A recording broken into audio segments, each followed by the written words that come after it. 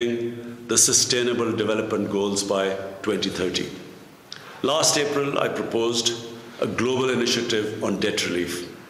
I'm glad to say that the G20's debt suspension has been extended. Its scope needs to be enlarged to encompass all vulnerable countries, especially the small island developing states. Private creditors must participate in providing debt relief and restructuring.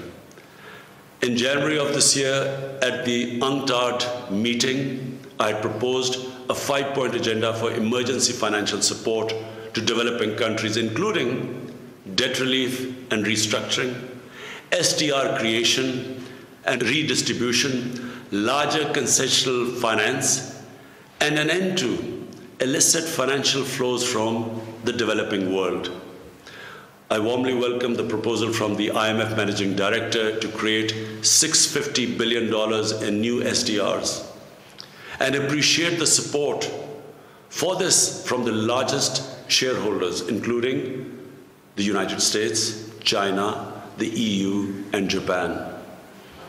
The IMF, the World Bank, and other developing banks now have an ample capacity to enlarge concessional financing for developing countries. The forthcoming IDA replenishment should be enlarged to $60 billion. Developing countries should also be able to borrow from the market at the prevailing low interest rates which are available to the developed countries. The Liquidity and Sustainability Facility proposed by the Economic Commission for Africa could be one of the ways to achieve this.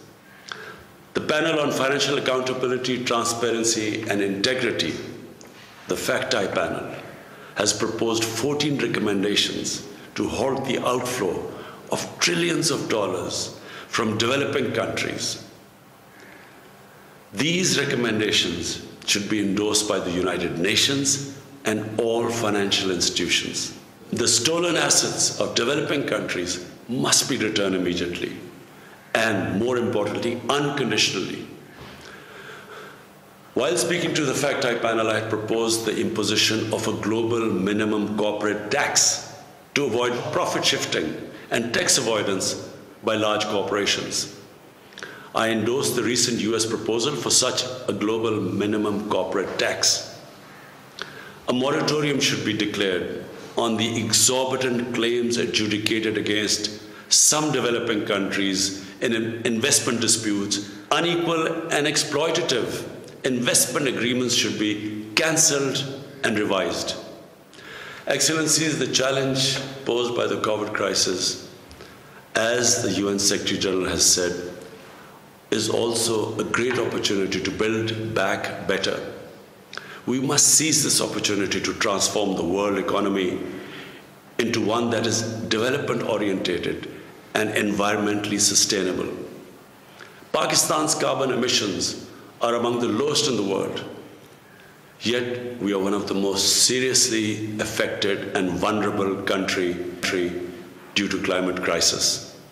We have embarked on an ambitious program to create a green Pakistan through reforestation by planting 10 billion trees over the next 3 years, and introduction of renewable energy, electric vehicles, and a moratorium on coal-burning power plants. The developed nations must fulfill their commitments under the Paris Agreement and mobilize $100 billion annually in climate finance, as they have promised. 50% of this must be devoted to adoption programs of developing countries. The United Nations is well placed to take the lead in formulating and coordinating the implementation of a plan to make the transition to a green global economy. I hope that the UN will create an inclusive, multi-stakeholder mechanism to do so. Excellencies, we are at a critical point in world history. The COVID pandemic has dramatically illustrated humanity's oneness and interdependence.